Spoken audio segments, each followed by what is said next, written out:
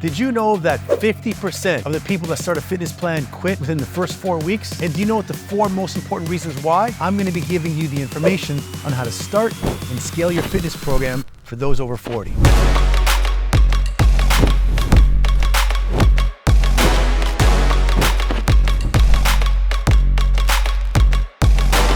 My name is Coach Dimitri, and welcome to Pure Motivation Podcast Show. Today, I'm going to be giving you the information on how to start and scale your fitness program for those over 40. Now, why is it a big thing for me today to talk to you about training over 40, being fit over 40? Why is it such a big thing? Well, I myself am 45 years old. I've been a coach for the past 29 years, and I've been managing fitness facilities and managing personal trainers for almost 3 decades. And over my 3 decades, I've noticed that there's a trend that happens. People begin a fitness program, they're all excited. They have it inside of them. They got the drive, the determination. They may go to a gym, they may hire a coach, but then for some reason, they don't last either past a month or either past 2 months. And statistics show that people who start in January, 80% of those people that start a fitness program will quit within the first 12 weeks. So why is that? Well, let's break it down. Let's peel off the onion and let's get to the root. Now, first thing, you want to understand that starting a fitness program is just like going to school and having a plan of what you want to accomplish. No one goes to math or science or any type of school program and just goes through a whole semester going through the motions. You need to have some form of date where you will assess where you are. You need to check, am I in the right track? Am I driving in the right route? And if I'm not, what can I do to course correct? So in this podcast today, I'm going to tell you the 4 things to keep in mind when you're looking at starting a fitness program or even eventually scaling it. Because what you want to be able to do is what I have done, which was start a fitness program and make it be part of your bloodline. Make it be part of your lifestyle. Fitness for me is like brushing my teeth. Have you ever woke up in a rush, had to get the kids ready for practice, had to go to a business meeting, and you left the house and you forgot to brush your teeth? I know some of you may say, no, I brush my teeth every day. But let's say you did and you forgot one day. Would you just tell yourself, well, since I forgot to brush my teeth today, I'm not going to brush for the next week, or I'm going to wait until the time is proper? No. So what you want to look for, number 1, is creating progression and periodization. Now, to break that down into really easy terms for you to understand is you want to have some form of a workout that builds over time. And the one mistake that people do is they change their workouts too quickly. They're following a CrossFit routine. They're following something that they've picked up on YouTube. And Monday is a total body, Wednesday is upper body, Friday is lower body, the next day is metabolic conditioning. So the workout keeps changing. So if you don't have something to keep you in progression, for example, you do a total body workout 3 days a week, and you do legs, chest, and back, and you only use the barbell. And after 2 weeks, you use the barbell plus a 5-pound plate. And then on your 4th week, you do the barbell plus a 10-pound plate. There needs to be some progression that builds up over time. And if you don't have progression, what ends up happening is you get too confused. You're looking for the best workout, and you're just overwhelming yourself. And then you end up either quitting or not going to the gym as much. You also want to look at periodization principles. So periodization principles is just a fancy way of saying changing the workout and changing small elements to make it harder. Let's say you start your workout, and we're going to use that total body example. Let's say you're 45 years old, you want to lose weight, you're doing a total body workout. You may start off with a periodization of training at 60% intensity, and then week 2, 65, then week 3, 70, and then week 4, 75%. There's a constant periodization principle that's changing and making the workout slowly getting progressively harder. 1, you're going to see your strength improve over the weeks. And 2, you'll be able to distinguish and identify the fact that, hey, when I first started this program, I was barely able to get 10 reps each. And when I finished the set, I needed 1.5 minutes to recuperate. Well, by week 4, you can say, wow, I'm actually getting 15 to 20 reps, and I only need 30 seconds of rest. So that's number 1. Number 2, you want to understand how to adjust your FIT principles, okay? So FIT principle just stands for the frequency of your workout, how often you're training, 2-3 times a week, the intensity of your workout. Are you training at 60% intensity? Or are you training at 80% intensity? You want to look at the time of your workout. How long is your workout? Is it a 30-minute workout? Is my rest 30 seconds workout? Is the whole circuit of an AMRAP 10 minutes? Okay, that's the time part. And then you're looking at the type of workout you're doing. So is it resistance training? Is it cardiovascular training? Is it metabolic conditioning? Now, for those of you watching, you may say, well, I've never heard of anyone talk about fit training or fit principles, so I don't know where to start. Keep it simple and you want to think of, again, going back to the total body workout, let's say Mr. Johnson's going to use FIT principles for that workout. He's going to say frequency. How long am I training for? I'm going to train 3 days a week. I'm going to go for 45 minutes. Intensity. He doesn't know how hard he's training. Well, there's tools like a MyZone heart rate monitor that you can use to keep track of your intensity. You can use your Apple Watch, some kind of Fitbit tracker to keep track of how hard your heart rate is working throughout the workout. And let's say you notice that when you start the workout, you're at 60% intensity. Well, instead of trying to go to 80, 90 to challenge yourself, increase it slowly by 5 to 10% each week. Then you want to look at the time of your workout. Well, is Mr. Johnson training at 6 a.m. in the morning? Is he training at 8 p.m. at night? Is he training at lunchtime? The time of your workouts make a difference. So if you're doing workouts in the evening because you got to get ready with the kids, you got to go to work, and you physically can't train in the morning, if you keep that control variable the same, at the end of the month, if you didn't lose weight, all you have to do is move that time slot to the morning, and then bang, you'll see a difference in your workout. And then the type of workout you want to focus on. Now, when it comes to type of workout, 80% of the people that I meet want to lose weight. So you want to look at full body movements. You want to look at doing compound exercise. So a full body movement is going to either be a total body workout, where you'll either train the biggest muscles first, your quads and hams, your chest and back, and then shoulders and arms. You never want to start with biceps and triceps, for all you gentlemen out there watching. You also want to look at changing it up. You may want to go to a push-pull principle, where you're still hitting the total body, but on one day, it's going to be quads, chest, shoulders, triceps, and calves. On the next day, it's going to be back, hamstrings, biceps, forearms, and traps.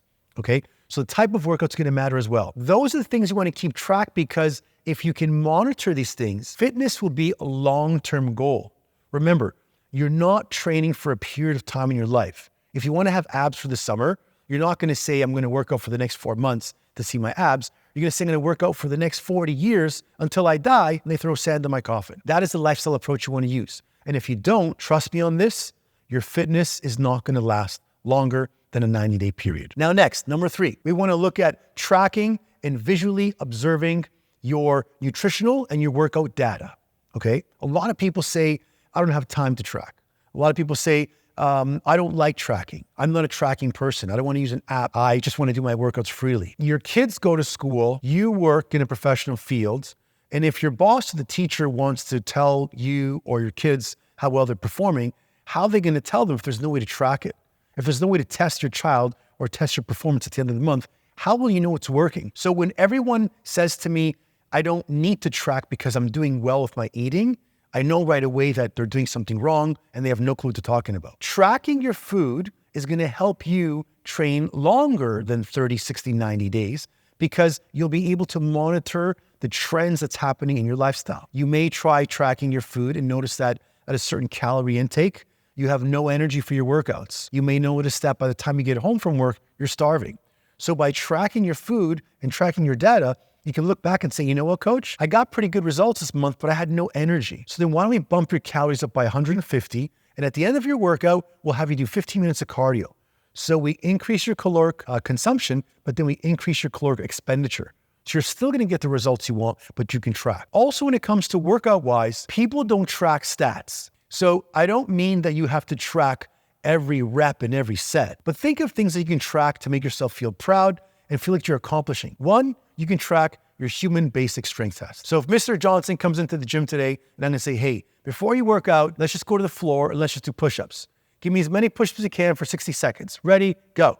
And on day 1, he does 5. Barely. He couldn't even go chest to the floor. On day 30, he does 11. That is a trackable process. He can see that he's increased his upper body strength. Even if your weight does not change, even if the scale does not change, even if your fancy data and your Fitbit, your MyZone, and all these wearable technologies are not giving you what you want, if you went from 5 to 11 push-ups, you're improving, okay? So when you go physical strength, a push-up, a pull-up, you can go a squat, a deadlift, then you can look at endurance with your body. Can you last on a treadmill for 2 kilometers? Can you skip rope for more than 4 minutes? Can you hold a plank for 60 seconds? If you can't and you track that, it doesn't matter if you're in a crowded gym, if you're in your basement, it doesn't matter if you're training on the beach, it doesn't matter if you're training outside in the cold. If you're able to track your progress, you'll see stats, you'll see your data change, and now you're in control of the driver's seat. A lot of people that get involved in fitness, they're basically renting a car, which is the gym. You're renting a facility. They're driving in a direction, which is a plan that you should have, and they got no plan, so they don't know where they're going. And then they don't know where they should stop, they should drive faster, they should put gas in. So you're pretty much clueless. And then when you don't get the result you want, you didn't get to your destination on time, you're late, you don't have enough gas to get there, you're frustrated, and what do? You quit, you get a bag of chips, you order some pizza, and you call it a day. Now, the last thing that we're looking at doing in terms of starting and scaling a fitness program is knowing how to break plateaus, okay? And before you want to know how to break a plateau, you got to be able to know how you can visually see a plateau. Now, plateaus are the natural process of your body's adaptation. So when God created us, he made us in a beautiful manner where everything from the energy systems in our body, anything from the transfer of oxygen in your cells, blood, from glucose, from insulin absorption, from oxygen to carbon dioxide, everything in our body has a certain process. And when you give the body a certain amount of stress, when you give it a certain amount of load, your body starts to analyze it like a computer. So if I do bicep curls and I curl 40 pounds and it's hard day one, and I come in Monday, Wednesday, Friday, and I do bicep curls with 40 pounds, in the second week, those 40 pounds won't be as hard. On the third week, they're getting a bit easy. On the fourth week, I'm gonna say, what am I doing here? I'm curling lightweight that I shouldn't have. So my body's natural process of adapting to the stress, stimulus, even if your spouse makes a horrible chicken stir fry, you're gonna eventually get sick of it and tell them, I don't wanna eat it. When you're adapting to the process of training, be prepared for plateauing. Be prepared for you not to lose weight. Be prepared to drop, increase, or stay the same. Maybe drop, stay the same, increase, and then drop. So it's a natural process. So one, be able to spot it out. When you spot it out, write it down. Because if you're working with a coach, you can say to them, I'm noticing that every time I train, by the 45th minute, I'm exhausted. I got no energy and I can't make it past an hour. All the coach or anyone has to do is look at your nutrition, look at the workout fit principles and say, you know what? You're not eating enough food, or you're lifting too much weight, or you're doing too much cardio to change that plateau. Next, you want to look at isolating your plateaus, okay? So if you notice that, for example, you're trying to lose weight. You've been eating similar foods in a meal plan. You're following a Mediterranean diet. You have some keto principles into it. You have a high protein perception into it, and you're staying away from, let's say, junk food. Now, you've done that for 5 weeks, and you've been doing it consecutively, and you're not losing weight. You're plateauing. Well, analyze your data and say, what if I tried something different? What if I said, I'm going to keep the same calories, let's say for a female, 1,400 calories, but instead of having starchy carbs, pasta, yams, I'm gonna have beans, brown rice, oatmeal, I'm gonna remove those carbs and I'm gonna swap them with fruit, which is one of the best swaps I tell people to do, especially if they wanna cleanse themselves. They're like, oh, I wanna buy a cleanse. I'm gonna order this cleanse from Amazon. No, a cleanse is stop eating junk food and start moving your ass. But another cleanse or another way to break the plateau is to swap things out. So if she takes her carbs and she removes the bread, the rice, the potato, the yams, the oatmeal, and all she does is switch in apple, peaches, pears, plums, nectarine, grapes, she can look at the results, track them, and say, I noticed I lost a little bit more weight when I brought the fruit in. Starting a fitness program is very scary sometimes for people. Before you start, you gotta know what you want, and you gotta know why you want it, and you need to know by when do you want it. You can't just say, I'm gonna go to the gym and sign up, and I wanna lose some weight. It's not gonna work. You will fall apart within the first 90 days. I wanna join a gym. I wanna go 4 times a week. I wanna lose 30 pounds. Why do I wanna go to a gym versus train at home? Because I got no motivation at home and the kids are gonna interrupt my workout. Why do I wanna lose 20 pounds, 30 pounds? Because I'm not happy with how I look. My resting heart rate is high and I'm not a role model to my kids. You gotta write these reasons down. And then thirdly, why am I gonna go to this gym or to this coach? You gotta tell yourself these things because this coach has got 3 years of experience.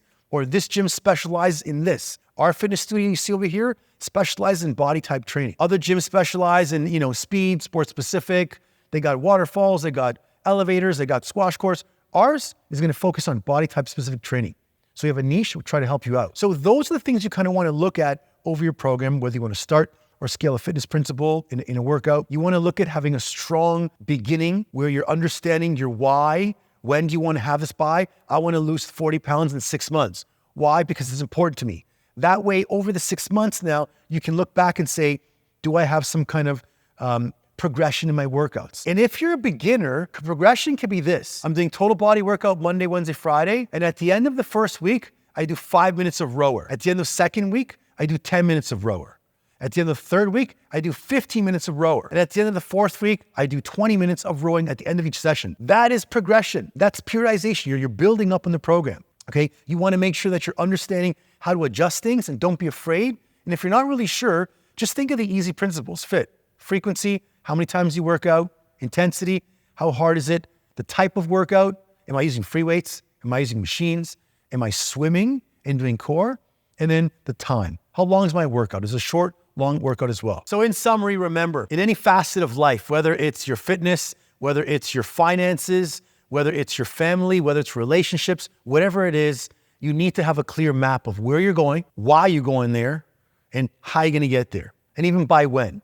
And if you don't have some of the things we spoke about today, also importantly, checking where you are every frequently to see if you're on path, it's going to be struggling. It's going to be challenging. And the number one thing that people do is they get so hard on themselves because they want the goal, they want the result, but they think it's a mountain to get there. But in order to climb a mountain, you just got to go one step at a time. So I hope you enjoyed this episode. If you did, leave me a thumbs up. And if you want to send me some comments, I'd love to learn what you want to hear about more. My name is Coach Dimitri. I'm an online coach, and I help men over 40 transform their bodies. If anyone is living in the vicinity of Vaughan, Ontario, come by, try out our fitness studio. Your first week is on us. And remember, when it comes to health and fitness, your attitude is everything.